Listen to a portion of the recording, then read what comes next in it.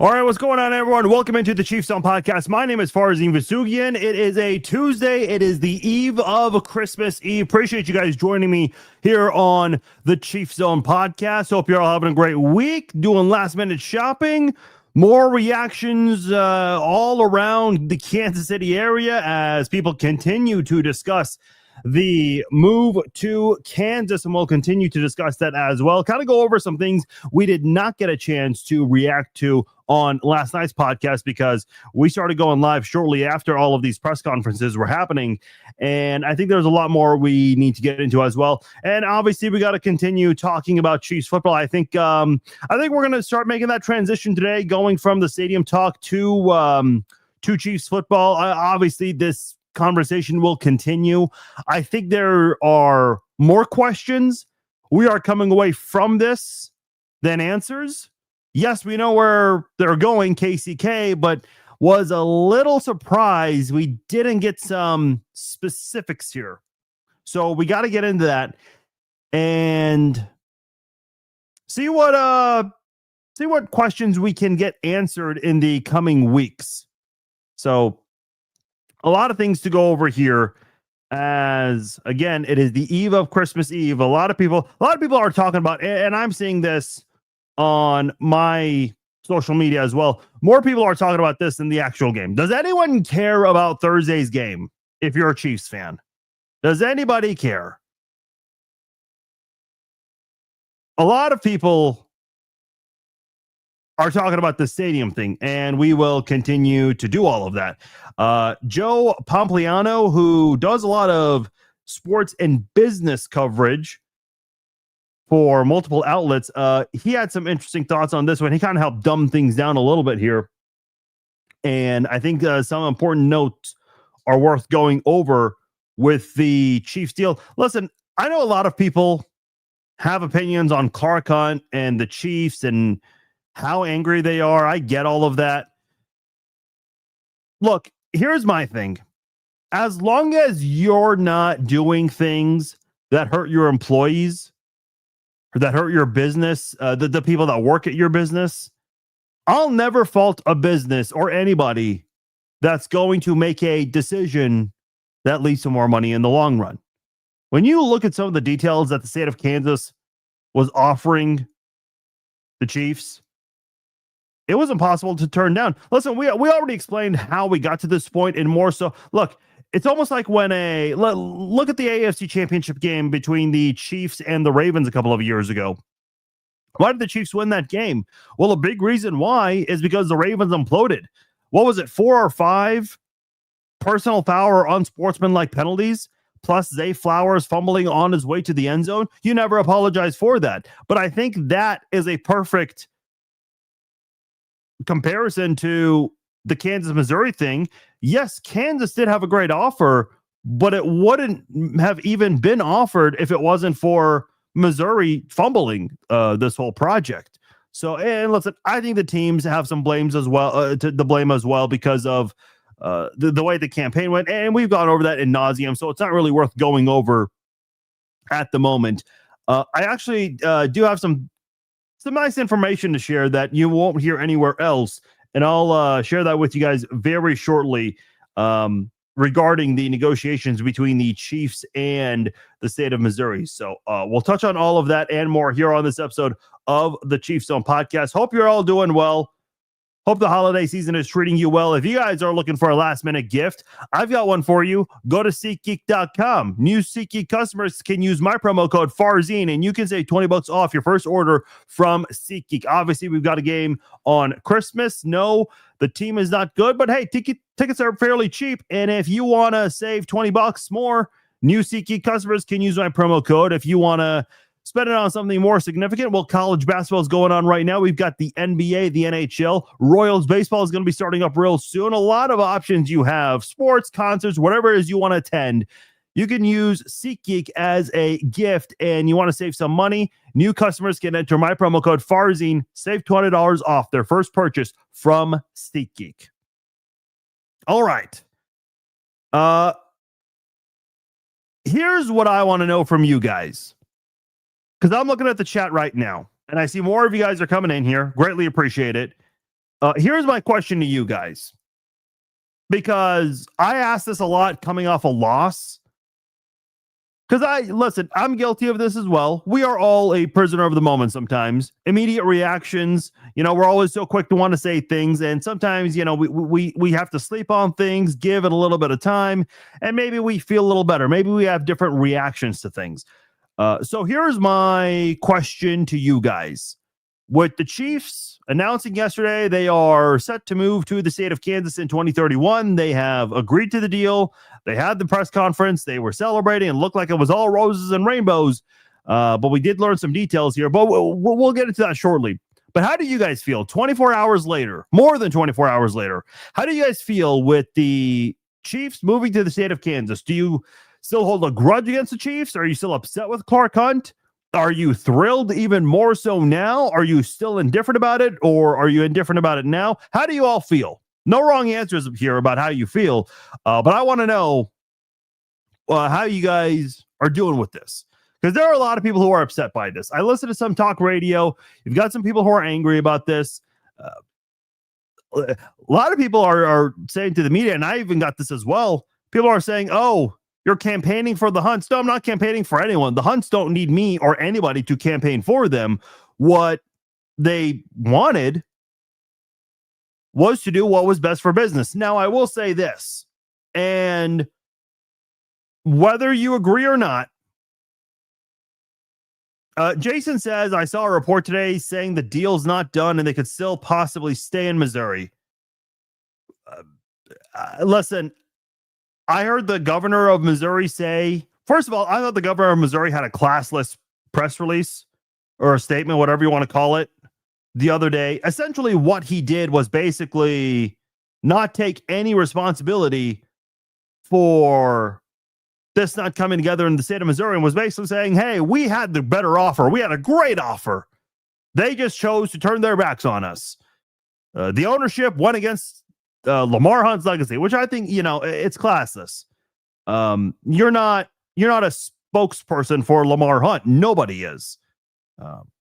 So I think to involve Lamar Hunt's name like that, I think is disrespectful to the Hunt family. Yeah, I mean, listen, I guess there's no bridge to burn. So yeah, I guess you're angry. I don't know. You can listen. I'll say this: for as much as we want to criticize Mayor Quinton Lucas, which, by the way, I was trying very hard to get him on the podcast. He messaged me a couple of times, said he'll get back to me, never did. I basically got the runaround from the mayor, so that's lovely. That's always fun. Actually, had some questions that I don't think he's been asked by anybody else before. I listened to a lot of the interviews he's done on this whole thing. I have a lot of questions to ask him that he has not been asked anywhere else. But we may not get that opportunity to do so. If you feel inclined, hey, why not shoot him a tweet and let him know he should be on this podcast? But I did read a tweet. He said he will do interviews on this and will move on afterwards. So probably won't get that opportunity with the mayor. Regardless, though, I thought the mayor had a classy statement saying, yeah, we're disappointed. We're not happy about it. We thought it could have been better. But we wish them the best. Apparently, Phil Lavoda said that he received a phone call from Mark Donovan and said, I wish I could wish you luck, but not really. I don't know, man. I just don't think it's almost like, a really bad breakup between you and your partner.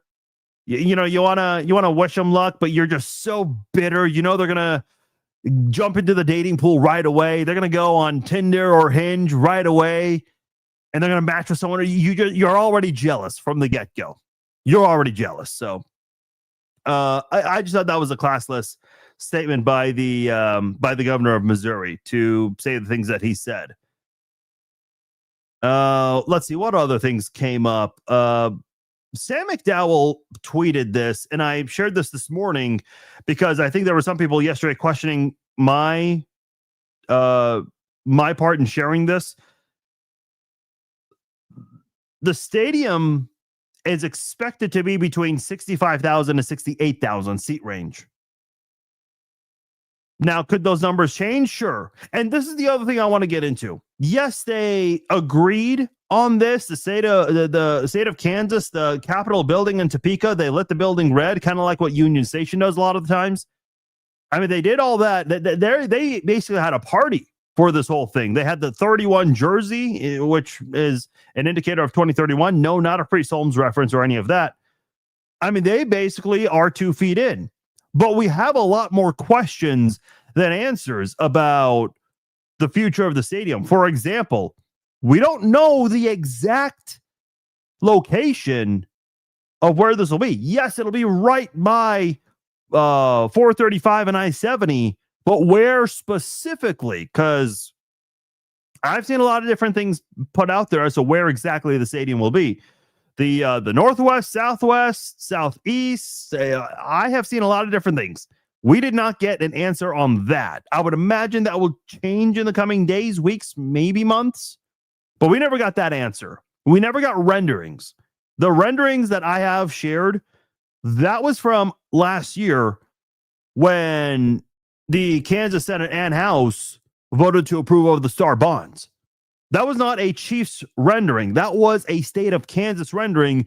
They teamed up with Manica to release that. So we don't really have an official idea of what the stadium is expected to look like. We've yet to get that. I want to be very clear on that.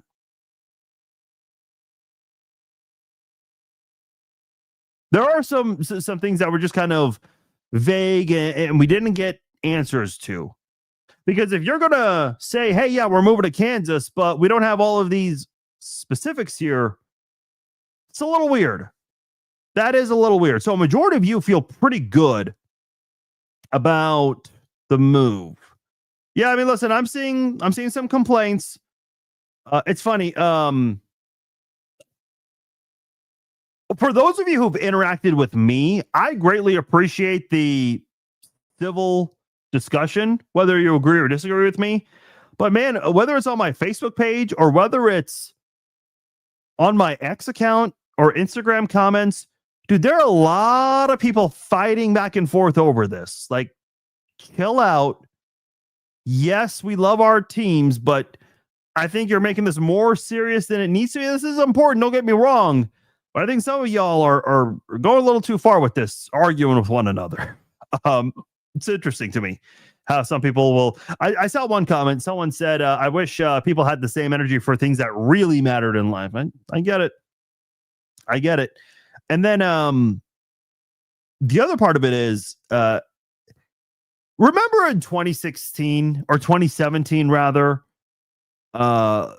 the kneeling during the anthem became a big deal and people threatened to not watch NFL games ever again.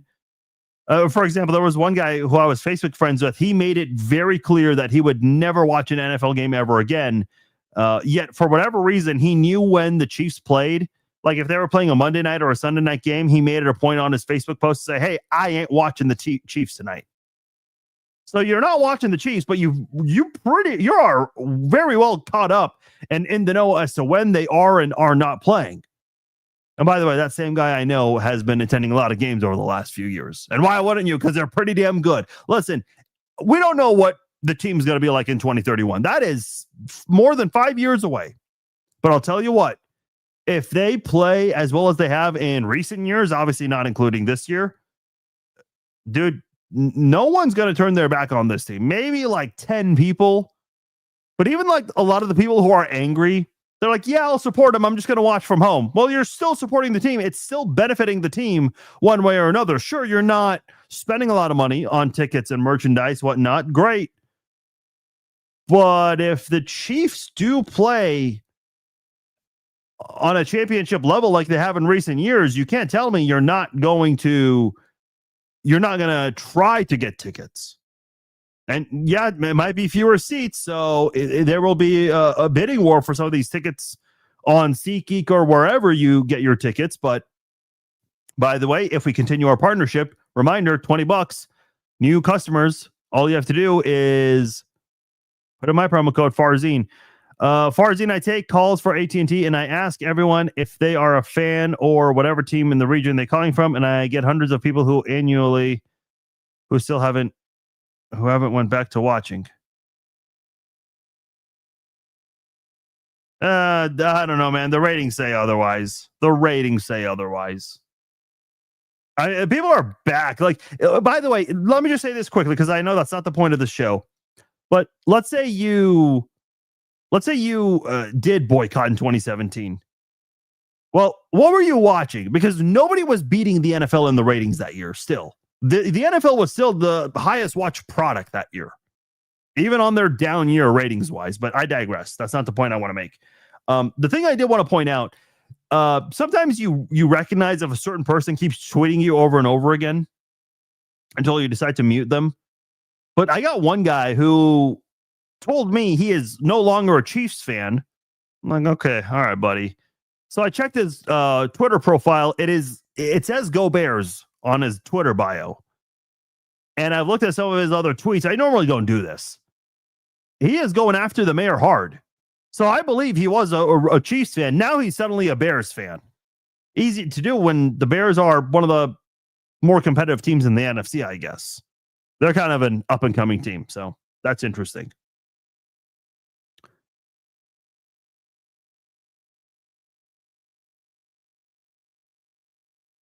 See, Joshua says, would you rather them move to Texas? This is what I've been saying all along, but there are still people out there who are saying, because Andy Reid today said, it's not like we're moving to Florida, because he was asked about this. And when I posted that, somebody tweeted me and said, moving to Florida would have been less of a gut punch. Dude, if you are seriously all in on this Kansas versus Missouri battle, and don't give me bullshit about pre-Civil War and KU. I mean, no, none of that stuff is relevant to this. None of it.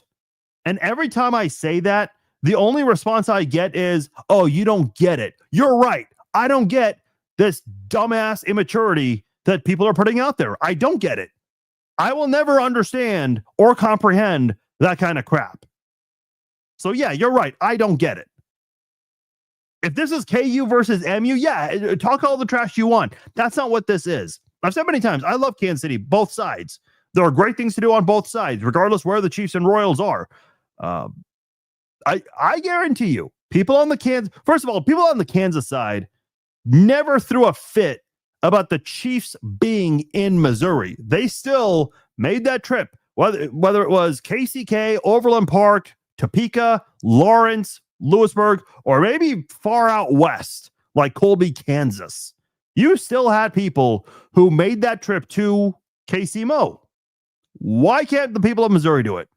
Like, give me one logical explanation. Someone give me one logical explanation. I will delete this podcast. You will never hear from me ever again. I just need one logical explanation. Not because your feelings are hurt, not because you can't stand the state of Kansas, but if you can't stand them, tell me why. This is what I don't like. Again, if you don't like a certain sports team, pro or college, fine. But for people who are like, oh, I love K-State, I hate Lawrence, the city of Lawrence sucks. Okay, other than the fact that KU plays there, what is so bad about that city? Because you're not going to convince me a city is bad just because you don't like the college team there. Like, you're not going to convince me of that at all. We should move the airport to Kansas. They just built a new one there. I know you're being facetious, Jeff, but it's funny. I've got a couple of people say, oh, we should tax people from Kansas that use our airport. It's like, calm down. Calm down. John is willing to take your Chiefs gear. So if you're no longer a Chiefs fan, hey, message someone that's willing to take them. I do want to share what information I have received regarding some of this. I will say leadership in Jackson County is not good. That's not breaking news to you. What I will say, and I know Mark Donovan kind of alluded to this, but I've had a couple of sources tell me the Chiefs did not have a very good time negotiating or working with the Missouri side of things. And I know Mayor Quentin Lucas and interim county executive Phil Lavoda, they've come out kind of throwing Frank White under the bus. I heard Quentin Lucas do an interview with Pete Mundo, and he said something to the effect of how when he spoke to Frank White about this a couple of years ago, Frank White, according to Mayor Quinton Lucas, Frank White said, those teams are bullies. Let them leave. Look, I know a lot of people are trying to be neutral with the Frank White thing. Frank White has it out for the Royals. And because they were tied in with the Chiefs, he just did whatever he wanted to do to try to prevent them from what they wanted in that April 2nd vote from last year. I think a big part of this is he wanted to be the manager of the Royals. And I think they went with Trey Hillman, if I remember his name correctly, the guy who was managing in Japan. I think that was like the part that really upset him, and they let him go.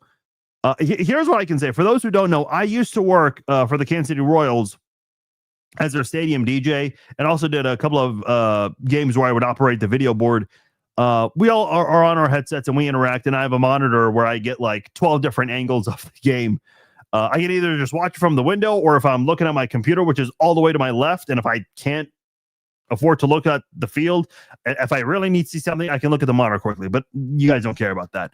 The point I'm trying to make here is with those 12 different camera angles that's in front of me on the monitor, somebody spotted Frank White at one of the opening day games, and immediately my boss got on the headset and said, do not put him up on the video board. I guess they allow Frank White at games, but there is a very important rule. Just, hey, we do not recognize him up on the video board. I guess the only time they've done that was that 1985 World Series reunion this past season. That's the only time I can recall the Royals ever just even acknowledging Frank White. I mean, maybe the announcers have maybe mentioned, hey, this person has done this. The last person to do it was Frank White. I'm sure the announcers have done that, but in terms of at the stadium, like putting them up on the big screen, because they'll put former athletes up. They put Billy Butler up. They put Patrick Mahomes up there when he's at games. Any other celebrities that are out there, they try to put them up there. Frank White, big no, big X on that name there. But yeah, Frank White has certainly tried very hard to diminish what the Chiefs and Royals wanted to accomplish. And because he was not chosen to be with the team, especially as the manager, he holds that against the Royals. I think some politicians on the Missouri side do not want to admit that, but that is true. And listen, I don't want to sit here and just bash Frank White. I think it's unfair to put it all on Frank White. I think there's a lot of blame to go around. Now, if you're going to do a pie chart and who's got the bigger piece of the pie on the blame chart, yeah, I think Frank White gets a good portion of that. I think the mayor as well. And I've gone over that in specific yesterday, so I'm not going to go over the details of that today. Joshua says record 3 teams. Yeah, there are 3 NFL teams that have now left the state of Missouri, and 2 of them in the last 5 years, if I'm not mistaken. 5 or 6 years. The Rams obviously left. Here's the thing about the Rams. They didn't even wait. They said, yeah, we'll use that Rose Bowl stadium as our home games until SoFi Stadium is built. And the Chargers, they didn't wait either. They used it. Didn't they use like a soccer complex and basically had low capacity for a couple of years until SoFi was built? Listen, and I said this yesterday, if you're one of those people that is upset that the Chiefs are leaving because you love Arrowhead and you don't think anything can beat Arrowhead, completely understandable. Look, at least there's 5 years left of it. The Chargers said bye-bye to San Diego the second they could. The Rams, same thing. The moment they had the opportunity to bounce from St. Louis, they did. The Chiefs at least have 5 years left with Arrowhead Stadium in Kansas City, Missouri. So if you're going to go to one game or you're going to go to every game or anywhere in between, go make memories, man. Win or lose, because Arrowhead will be a thing of the past. And by the way, I don't know if you guys know this. I put a video out on this about an hour ago. The Missouri Speaker of the House, John Patterson, spoke to Pete Mundo and was asked about what's going to happen with those stadiums. both Kauffman and Arrowhead, because the Royals are done with the Truman Sports Complex. That is not, the Kauffman Stadium is not going to exist. That's been very well documented because the Royals want out and they're exploring other options. The three big ones we know: Washington Square Park, 119th and all, and North KC. However, with the Chiefs making their decision, the Truman Sports Complex is dead. There is no Truman Sports Complex after 2030. 2031, that is going to be, I don't even know what it's going to be. But John Patterson did say they can either spend $20 million on maintenance or $150 million to demolish both stadiums. And by the way, that I guess that's a price tag right now. The price tag for that in 5 years could be even bigger. So the fact that Chargers playing in a smaller stadium still accommodates all their fans. Not this year. Chargers fans are coming out of the woodwork. I did not know so many Chargers fans existed, guys. Want to know what I learned this NFL season? Chargers fans, a lot of them exist. You know all those people who say Chiefs fans are bandwagon fans, even though they broke the record for loudest stadium twice before Patrick Mahomes arrived? That kind of commentary needs to be directed at the Chargers fans, because I did not know that many Chargers fans existed. You look at all their home games, you see a bunch of fans of the visiting team. You don't see SoFi Stadium during a Chargers game filled with a bunch of Chargers fans. But anyway, neither here nor there. I think for now, and yeah, listen, Jackson County, Kansas City, Missouri, there are a lot of issues there. I know Phil Lavoda, one of the things he said also is that he doesn't think Washington Square Park is going to work. It's too small, which is why I've been telling you guys for more than a year now. But Mayor Quinton Lucas thinks that's going to work. I have no idea logistically how. You want to know what my problem is? And if we had the opportunity to speak to the mayor, which I don't think we will, if I had that opportunity, my one big question would be, okay, you keep saying Washington Square Park. How in the hell is that going to work logistically? The problem with the April 2nd vote, the problem with any of these things that are being proposed, we're not told logistically how it'll work, especially in those tight spaces that they wanted in the Crossroads and now Washington Square Park. At least with North KC, 119th and Null, the Legends area, at least those areas have a lot of open land. So there aren't as many questions about logistics there. Speaking of logistics and maybe some details from a financial standpoint, this comes from Joe Pompliano, I think is how you say it. He says, after reading the 33-page term sheet for the Chiefs' new stadium, I think it's one of the most lopsided stadium deals in NFL history. I've been telling you guys, 70%, what NFL team has rejected a 70% offer? Do you guys tell me? Or any sports team for that matter. He continues and says, Kansas is essentially giving the Chiefs $3 billion in stadium funding plus mixed-use development funding plus tax incentives, yet getting virtually nothing in return. The Chiefs get to keep 100% of the revenue from all stadium activities, including ticket sales, concessions, sponsorships, naming rights deals, personal seat licenses, and more. That applies to NFL games and all other events, concerts, basketball games, potentially, and more. By the way, fun little fact, I had no idea. Now, that number's changed a lot over the years, but Kansas City has hosted more Final Fours than any city in the U.S. That I did not know. And I don't know the exact number off the top of my head. I want to say it was 9. 8 of them were at Municipal Auditorium, 1 at Kemper Arena, and the one time they went to Kemper Arena, that was when the Kansas Jayhawks were there. And they won it all with Danny Manning in 88. Danny and the Miracles. He continues saying Kansas will own the stadium with the Chiefs paying $7 million in rent annually. But that money doesn't go back to the state. It goes into an account the Chiefs can use for renovations, repairs, and operational expenses. That means the Chiefs can use their own rent money to hire stadium security, parking staff, and concession vendors throughout the season. I know Kansas had to offer a great deal to get the Chiefs to leave, but this is worse than I expected, he says. And I know there's a lot of confusion of how the Star Bonds is going to work. And I encourage you, go listen to Pete Mundo's interview with Ty Masterson this morning. Ty Masterson, Pete Mundo asked a lot of great questions. Ty Masterson did a good job of explaining a lot of those things. It's interesting because people on the Missouri side, politicians are trying to explain how the SAR bonds work, but they're on the Missouri side. I don't know how they would know the specifics of all of that when they're on the Missouri side, not on the Kansas side. So that's just my thought there. Let's see, what other things do we need to recap on this? Andy Reid said, he's basically happy. He says it's phenomenal news. And again, encourage people. Didn't necessarily encourage people, but said, hey, look, as long as we're still here in the Kansas City area, that's all that matters.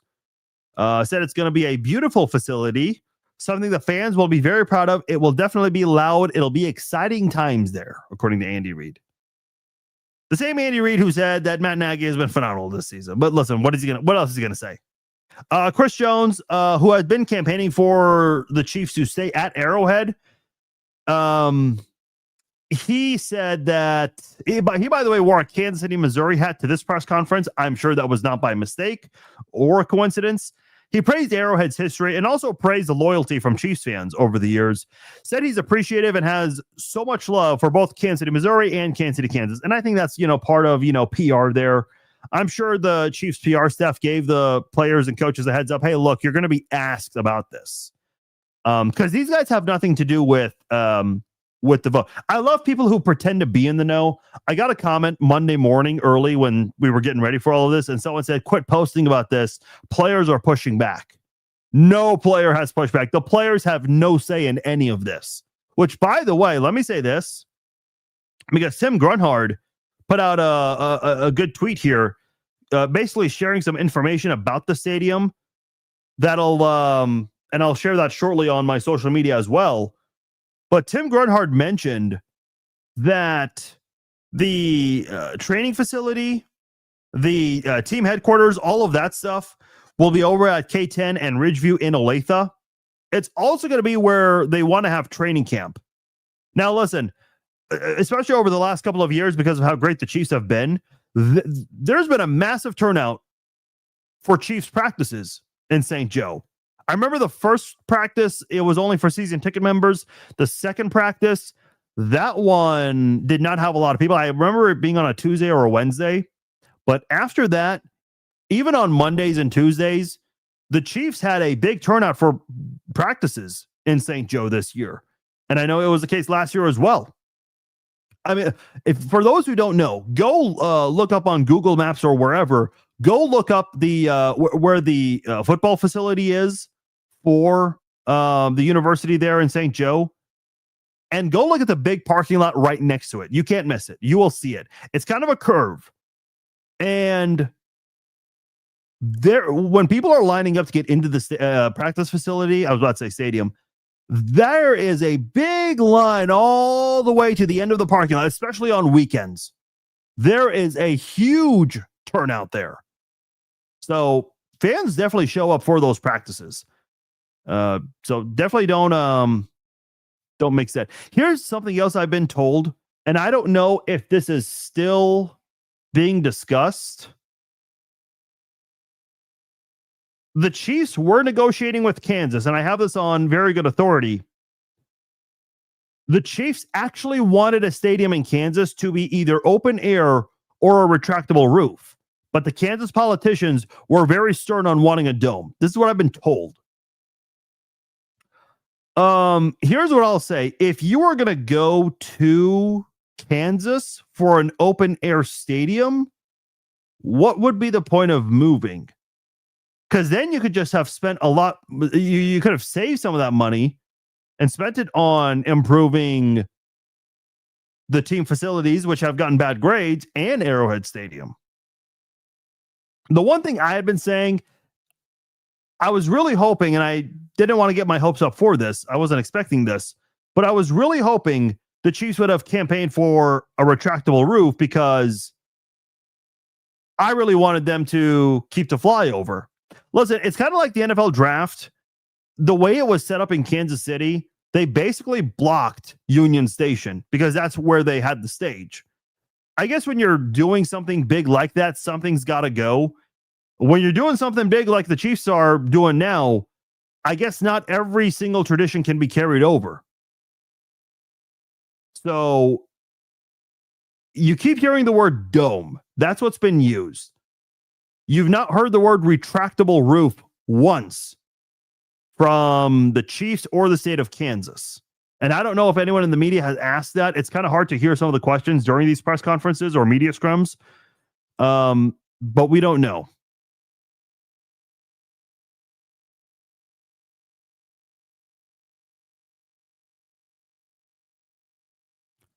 Loso said it wasn't about the fan, it's about the money. I mean, listen, every business will be about the money.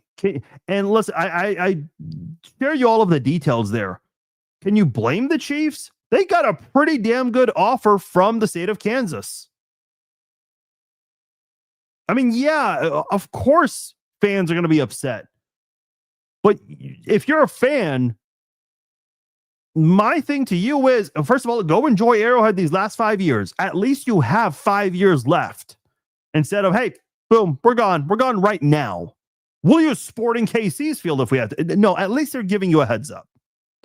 The other part is, stop thinking about yourself for one moment. Yes, I know you're the fan. You're the fan that sacrifices, maybe even lives paycheck to paycheck just to attend games. You don't go on vacations. You don't have a fancy car or a nice house because you'd rather spend it on going to Chiefs games. And I applaud you for that. More power to you.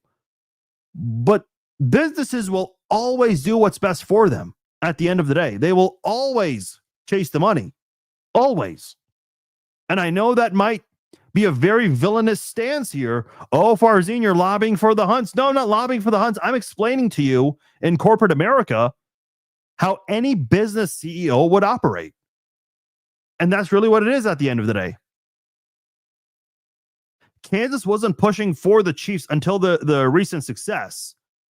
Well, they couldn't do anything because they were not available at the time. They were available April 2nd, 2024. April 3rd, technically. So, yeah, they were available when the team was good. That's because they were never really available before then. And yeah, sure. To your point, there will be an even bigger bidding war when the Chiefs are good. When people were talking about the Royals possibly moving, nobody cared. We're moving downtown, that is. But when the Royals had that really good 2024 season where they made the playoffs, they swept the Baltimore Orioles. Then people were all in. They're like, oh, now I want to hear about the Royal Stadium. Now we want to know. So that is totally natural. Wherever you go. Listen, I don't remember what the Chargers and Rams records were when they moved. The Rams were pretty good, if I'm not mistaken, with their last or second to last year with Jared Goff. But I guarantee you, like, the city of LA wasn't necessarily all hyped up for the Chargers or the Rams. I mean, they weren't necessarily a great team or even close to a dynasty. So it's always easier to be excited about something when the team is good. The proposal they gave us a vote on was BS. No, I agree with you, Corey. And I've said I've had my criticism of that many times in the past. So Chiefs move when Mahomes retires. Mahomes is still under contract when the Chiefs do move. Unless listen, a lot can happen 5 years from now. He could, God forbid, suffer an injury, and that could change. Patrick Mahomes is under contract through 2032. So he will have, if he plays out his contract, he will have at least one season at the new stadium. So just be aware of that.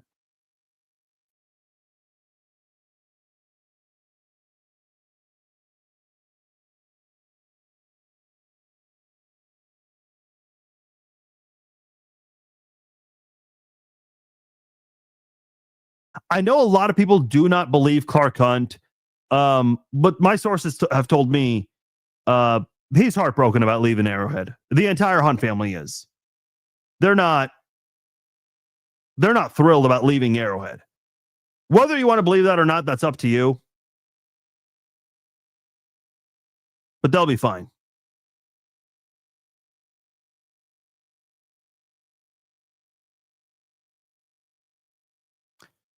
I called out almost Andy Reid. No, I didn't call out anybody.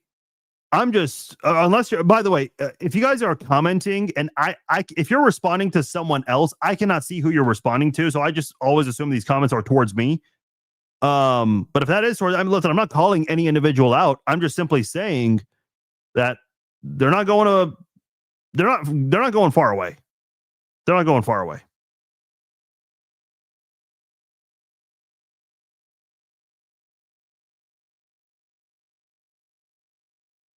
I don't disagree with you, Andrew. No. Look, people in Jackson County had a valid reason to vote no. If you're criticizing Jackson County for the Chiefs moving there, the Jackson County residents, I think you're incorrect. Blame them all you want, but they did not have a valid reason to vote yes.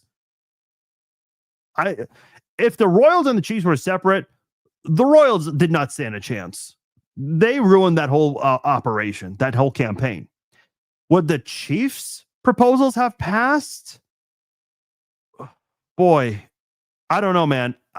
Again, nothing about that excited me.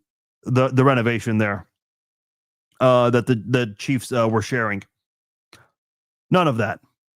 So I've always said you got to give people a reason to want to vote. Whenever you guys are voting for a president or a local politician, now I know a lot of people vote political lines these days, but you still got to have a good reason. If you're one of those people that's truly ever on the fence, and I think politicians, whenever they go campaign, they are trying to target those people who truly are on the fence. You got to give those people a reason to vote your way, whether it's for a stadium, whether it's for an election, for president, governor, mayor, senator, whatever. You always have to give people a reason to vote. And the Chiefs did not, Chiefs and Royals didn't give you a good reason to do so. So I don't think it's fair to criticize the residents of Jackson County. Didn't collect money, put money up in the last renovation. I'll be honest, Eric, that was about 15 years ago, and I don't know the specifics from that renovation plan. I will say, I think I do remember A10 at the time was a little critical of the Chiefs and the Royals because they felt like the Cardinals for their stadium in St. Louis, they were willing to put up more money than the Royals. I don't know about the Chiefs, though. I would have to do some digging on that one. But listen, owners, a lot of them will always try to look for different options. Hunt is the second wealthiest owner in the NFL. He doesn't get talked about as often as Jerry Jones does. Jerry Jones literally does press conferences after games. No owner does that. And he also does weekly radio with the station in Dallas. No owner does that. That guy makes himself more available to the media than any owner I have seen. So I don't know what Hunt's going to do. I'm hoping he would maybe be willing to spend more because you have an opportunity to build something special. If you're going to do, I've said this many times, if you're going to do this, if you're going to spend billions of dollars, do it right. That is the most important thing in all of this. And hopefully they don't screw it up because they have an opportunity to do something special. Your moment is finally here because DraftKings Sportsbook, America's top-rated sportsbook app, is finally live in your state. You heard that correctly. Those of you in the Show Me State can now make every game more exciting with same-game parlays, money lines, props, and more. And you can do it all from your phone. The best part, it's safe, secure, and easy to use. And obviously, Missouri fans know about game day with the tailgates, the noise, and the passion. And now with DraftKings Sportsbook, you can bring that same energy to every snap, every touchdown, and every win. No waiting, no nonsense, just pure action powered by America's top-rated sportsbook app. And right now, new Missouri customers can bet $5 and get $300 in bonus bets instantly. Download the DraftKings Sportsbook app and use my promo code ChiefZone. Once again, new Missouri customers can bet $5 and get $300 in bonus bets instantly with code ChiefZone. The crown is yours in partnership with DraftKings Sportsbook. Gambling problem? Call 1-800-GAMBLER. 21 and over. Physically present in Missouri. Eligibility restrictions apply. Bonus bets expire 7 days after issuance. Excludes customers who redeem pre-launch sign-up offer. Terms at sportsbook.draftkings.com/promos.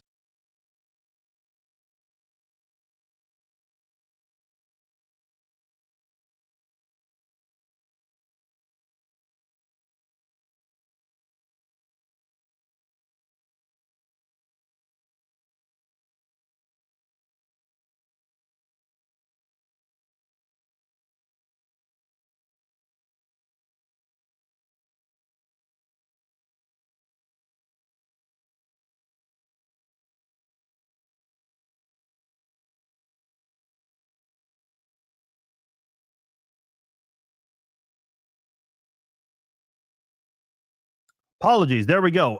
For those who missed what I had to say, we're gonna make that transition now. So if you guys have any questions, please ask whatever questions you have, and we'll get to it. Otherwise, we're gonna make that transition to football because it is time to get into some Chiefs news, some actual Chiefs news that's happening on the field. Yes, we will get into that right now. In fact, the injury news not good. Rashee Rice and Tyquan Thornton, they're still in the concussion protocol. That is odd and interesting. Also, their two key cornerbacks, Trent McDuffie and Jalen Watson, they're both injured. McDuffie still dealing with a knee injury, Watson with the groin, and Nico Remigio dealing with a knee injury. And I did see on the Chiefs injury report that Derek Nottie was limited in practice today. Now, at the end of the day, how much does all of this really matter? I don't know. I don't think anybody is really losing sleep over any of this. I don't know if I mentioned this, by the way. Nico Remigio is dealing with a knee injury. He did not practice today. He practiced yesterday, but not today. This is interesting. So the Chiefs did not have Nico Remigio, Rashee Rice, or Tyquan Thornton in practice today. Obviously, Thornton and Rice did not play on Sunday against the Titans. Yet Jalen Royals, they still have not thrown a pass to Jalen Royals this year. I seriously do not understand the operation with this team this season and how they've used some of their rookies. They're not using Jalen Royals. They're not using Brashard Smith. Like, you literally have nothing to lose. You're literally using a third string quarterback. They went and brought back Shane Buechele as the backup quarterback. I mean, Dameon Pierce, Andy Reid said today, Pierce is not going to be used this week. I just don't get it. I literally do not get what's going on with this football team. Look, when it comes to self-evaluation, and obviously when you have a losing record after going to the playoffs and the Super Bowl 3 years in a row, 7 straight AFC Championship appearances, there's a lot of self-reflecting that needs to be done. A lot of changes need to be made. And I think one evaluation is how you evaluate players. The Chiefs have to evaluate how they evaluate. So think about that. Am I wrong in saying that? Because some of the personnel decisions this year have been very questionable. Letting Mike Pennell go, trading Derek Nottie back to the Chiefs, letting Josh Uche go. The wide receiver trio, look, I'll die on the hill and tell you guys straight in the face. I still think it was the right move to bring back Hollywood Brown. I still think with a functioning offense and an offensive coordinator that puts together a good scheme and holds players accountable, I think any quarterback would love to have Hollywood Brown, Rashee Rice, and Xavier Worthy. And I know Worthy was injured at some point, and I know Rice was suspended, but at one point, you had the entire offense at full strength. You did. And outside of the Raiders game, I didn't really see, and maybe the Commanders game, I can't remember if Josh Simmons played that game, the Commanders game. But you had a couple of games where everyone was together at full strength. And before the injuries occurred, you weren't seeing this offense go at a dynamic pace that I think they could have attacked with. I think that's the biggest part that's disappointing to me is which, by the way, I mentioned the wide receiver trio. You guys know my thoughts on Tyquan Thornton. Like, I think this was a wasted season for Tyquan. I feel bad for Tyquan Thornton. I don't feel bad often for athletes, but man, when you see someone working their ass off, not making much money, he makes $1.1 million. I mean, listen, with the amount of traveling and some luxuries, I mean, you can't go out like Patrick Mahomes, but with some luxury spending he does, and I'm sure he brings family to Kansas City for games and whatnot. $1.1 million isn't that much for an athlete. So at the end of don't get me wrong, it's still more money than what a lot of people make. But dude, this guy's working his ass off and they're not using him. I think Kansas City could really do something special if they utilize him more, but we just didn't see it. So there's a lot to figure out. And by the way, I know a lot of people out there, and I've gotten the comments over the years, oh, Patrick Mahomes is only good because he had Tyreek Hill and Travis Kelce in their primes. Oh, Tyreek Hill got... Oh, well, Mahomes is only good because he has Andy Reid. You guys have all seen and heard that criticism of Patrick Mahomes. People not willing to give Patrick Mahomes his flowers, essentially. Well, if that's the case, Gardner Minshew should have dominated on the opening drive of the game. Chris Oladokun should have had a great game. You're going to tell me that Patrick Mahomes was only good because of the players around him and his coaches? Dude, the Chiefs look like one of the worst teams in the NFL without Patrick Mahomes. Patrick Mahomes absolutely masked a lot of the problems the Chiefs have had in recent years. And you saw it against the Titans. I mean, look, you guys saw that game. What was the score to that game? 26-9. They lost by 17 points. They lost to the Titans by 17. That's pathetic. That's embarrassing. Not only is that their biggest deficit of the season, 17 points, this is also the only time the Chiefs have scored in single digits this year. I mean, what are some of their worst losses? Their worst loss before the Tennessee game was the Texans game. They lost 20-10. And then they lost to the Chargers 16-13. Now, they only lost by 3, but they were held to 13 points. I mean, the Chiefs, these last couple of games, have been really limited on their scoring. They put up 21 against the Chargers in the loss. They put up 17 in a not necessarily a shootout, but still found a way to make it close against the Eagles. They put up 28 in the loss to the Jaguars. Then they went on a little nice hot run there, winning 5 of their last 6, something along those lines, or 6 of their last 7. Then they lose to the Bills. Yeah, it was 5 of 6. Yeah. They lose to the Bills, still scored 21. They lost to the Broncos. Put up 19, not great, but not terrible either. Put up 28 against the Cowboys. Then it got worse. Only 10 against the Texans. And I know they were missing offensive tackles, and I told you guys the Chiefs were not going to put up a lot of points. You guys were not happy about that, by the way. By the way, a lot of the people who were unhappy with me picking the Texans for that game, I have not heard from you guys. I encourage you guys. I begged you guys. Call into the show. I don't ever beg for people to watch my podcast or to call in, but I wanted to hear from the people that had a lot to say about me that week, and I never heard from those people. But the Chiefs only put up 10 points that game. They put up 13 last week. This past week, they only put up 9. This has been some ugly football for Kansas City, and I know they're dealing with injuries, but you just played one of the worst teams in the NFL. You made them look like a team that should be contending for the AFC South division. And the Titans. So this is a concern, because I know a lot of people are saying Patrick Mahomes is built different. He's going to come back ready for week 1. I hope so. But man, I'm telling you right now, I don't want the, first of all, I know the Chiefs are already getting everyone's best, but with a Chiefs team that's getting Patrick Mahomes coming off an ACL injury, an ACL tear to be specific, look, man, defenders are going to even come at him harder. They just are. That's just the way, football players, defenders, that's just the way they think. Oh, this guy's coming back from an injury. Yeah. Let's give him a nice welcome back. Just takes one big hit from one defender below the belt. Just takes one. Here's my point, and I know a lot of you guys are not going to like this. Again, I agree with all of you that Mahomes is built different and that he is one of the tougher players out there. This guy fought through a busted ankle in the 2022 playoffs.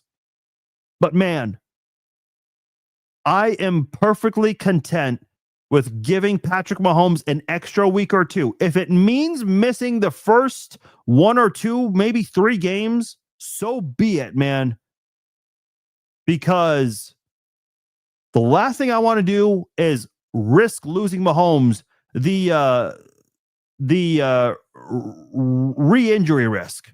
That is one thing I'm afraid of right now. That's what I'm afraid of with his return. I don't want the Chiefs or Mahomes to rush it. Listen, I know Mahomes, when he had his ankle smashed, he went to the sidelines and was like, hurry, tape it up. But then they weren't taping it up, so he's like, screw you guys, I'm going back on the field. And what is he doing? He is hopping, handing the ball off to Pacheco. Like, I respect the fight, but sometimes you got to, take one step back to take 2 steps forward. I do listen. The Chiefs don't have a good history with how they've handled injuries. The Eric Berry injury, the McCole Hardman injury. There's another injury recently. I think the Hollywood Brown one. Remember when we all thought Hollywood Brown was going to come back for week 2 or 3, and he ended up having to get a second surgery. I'm always going to be hesitant with the Chiefs when they say, "Oh yeah, Patrick's doing great." Yes, but you said that about Hollywood Brown, and then all of a sudden he needed surgery again. You told us Eric Berry was day-to-day, and he ended up not coming back until week 15. So I'll believe it when I see it, and I really hope Patrick comes back when he is truly 100%. I just worry that he is going to rush things, and the Chiefs are going to rush things. Because look at what the Chiefs just look like without him. They look like crap.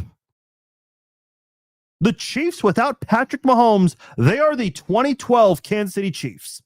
I do not want to relive those years ever again. This year already sucks enough. Yeah, the Chiefs were bad already with Mahomes this season. Very disappointing season. Without him, oh, they are one of the worst teams in the NFL. Easily. Tennessee just beat the Chiefs by 17 points. That is the worst game the Chiefs played this year. If the Titans can do that to Kansas City, what is Denver going to do in 48 hours? It's going to be a Christmas massacre at Arrowhead Stadium. I would love an upset of all upsets and spoil the Broncos' chances of getting a 1 seed. But my God, that would be the ultimate Christmas miracle if the Chiefs won that game. It'd be a bigger miracle than the Raiders when they beat the Chiefs a couple of years ago on Christmas. Yeah, the 2012 Chiefs. I went there. It's true. It's 100% true.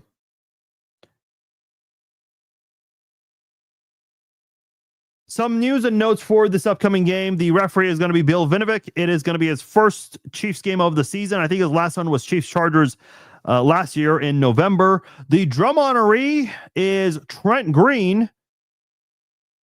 I don't know if he's been watching Phillip Rivers lately. He hasn't been too bad. Rivers, that is.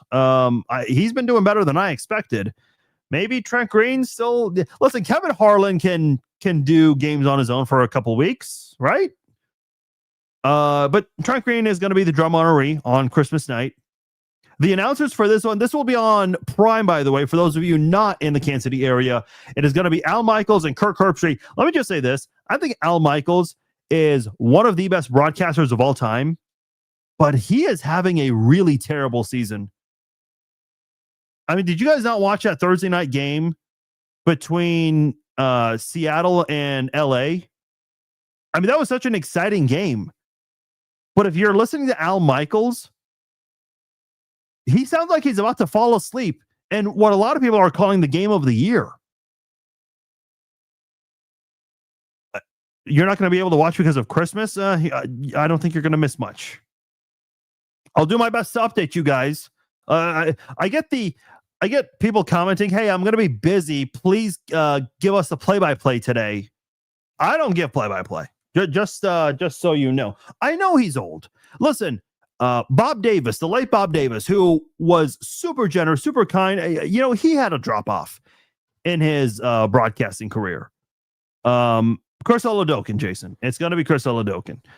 But man, I just feel like Al Michaels. I'm a big Al Michaels fan. This has not been a good year for Al Michaels. And I think if you're Al Michaels, you got to be honest with yourself for the honesty and the integrity of the sport and sports broadcasting in general. I think this has got to be his last season. This has to be his last season as a broadcaster. He's made a shit ton of money doing what he does, and he's had a remarkable broadcasting career.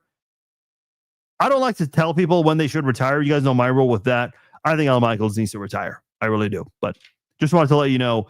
The line for this one earlier this week was at 12.5. I believe that has now moved to 13.5, courtesy of our friends over at DraftKings Sportsbook. Let me double check on that one last time. The Grinch will give Denver the win. Yep. I think I know who you're referring to on that one. The Chiefs are, they're now 13.5 point underdogs. The over-under for this one is 36.5. Denver might get that by themselves.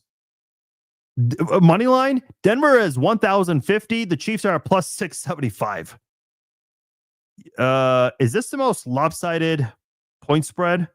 Patriots Jets also 13.5. Yeah, this is not good. This is not good. Yeah, you're going to witness murder at Arrowhead Stadium. Who are my top 5 broadcasters of all time? I would actually have to think about that. In no particular order, and by the way, I'm just doing play-by-play, not color announcers. I think of all time, at least in my lifetime of watching sports, Al Michaels is up there. Kevin Burkhardt, that guy has seriously been doing real well. Ian Eagle's son, Noah Eagle, dude, that guy's really talented. Yes, he certainly got an in the industry because of his father, but I think he's one of those rare guys. Yes, he might be a Nepo baby, but he's really damn good at what he does. I hope he becomes the lead guy for CBS or Fox or primetime football one day. Vin Scully, yes, I agree. Who else would I pick? Kevin Harlan for sure. A lot of people don't like Gus Johnson. I love Gus Johnson.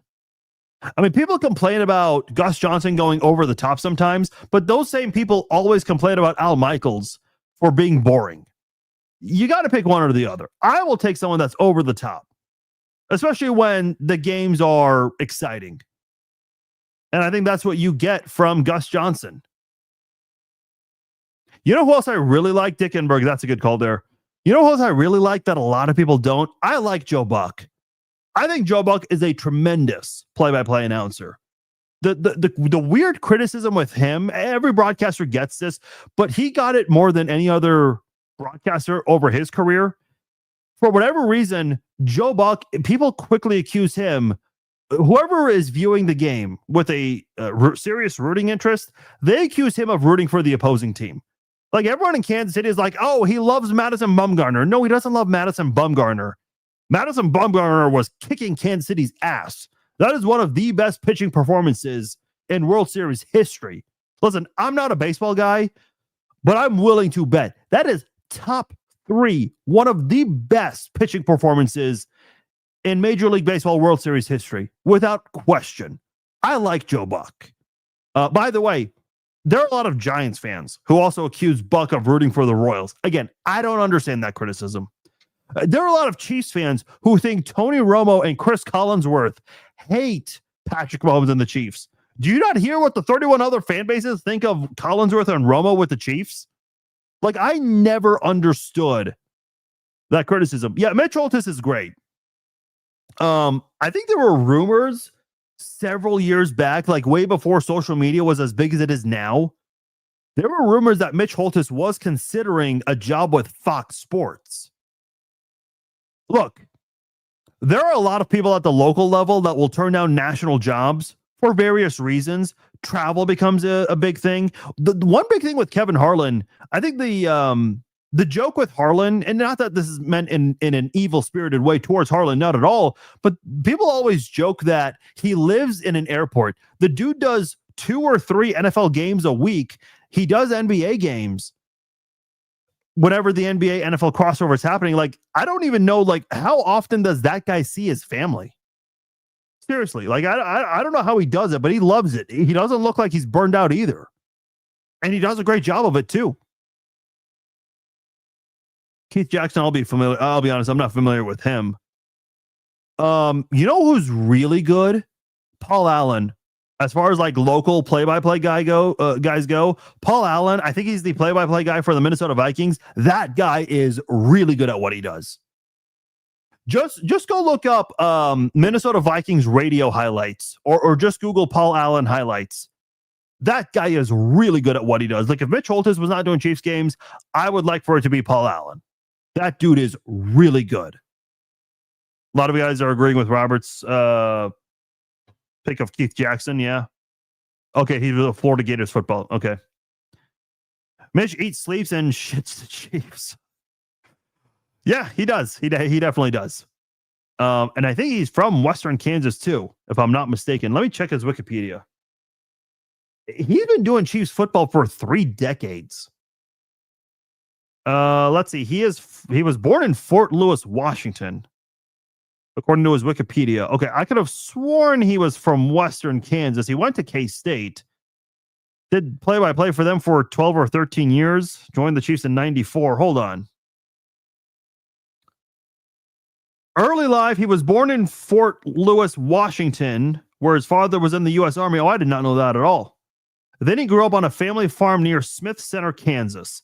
That is like, go right in the smack dab middle of Kansas and go all the way north. It is the county that is basically like the middle north part of Kansas. So yeah, listen, I know some of you guys gave me shit for, I made a joke saying whatever's west of Lawrence or Topeka is basically Western Kansas, but it's basically rural territory. Can we agree on that when it comes to the state of Kansas? But yeah, that's where Mitch Holthus is from. So he's got a lot of he's had a lot of plants here in the Kansas City area for sure, especially in the state of Kansas.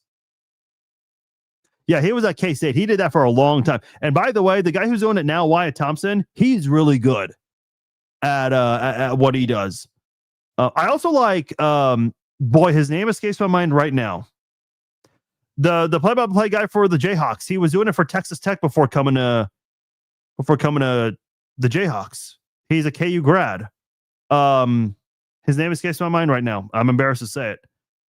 Because I've had a couple of private interactions with him. Super, super nice guy. You guys will help me out, I'm sure. He basically called Patrick Mahomes games before Patrick Mahomes became a Kansas City Chief. But yeah, Wyatt Thompson for the Wildcats. He is tremendous. I think he's still with the Wildcats. Is he not? Let me double check on that. See, you guys would rather talk about this than the game on Thursday. Yeah, Wyatt Thompson, yes. Senior Director of Sportscasting and the voice of the Wildcats, yeah. Yeah, Kevin Harlan doing KU. You know who is also a really good play-by-play broadcaster? And I have his book right here. Tom Hedrick. My mom got this for me in high school. It's a fantastic book. I've actually read it multiple times. As you can see with my bookmark, I just stopped all the way through because I read it 3 times. He signed it. He signed it right here. He went on to... He taught at KU for a long time. He was also the voice of the Jayhawks and the voice of the Chiefs way back in the day. He announced Super Bowls 1, 3, and 4 for CBS Radio.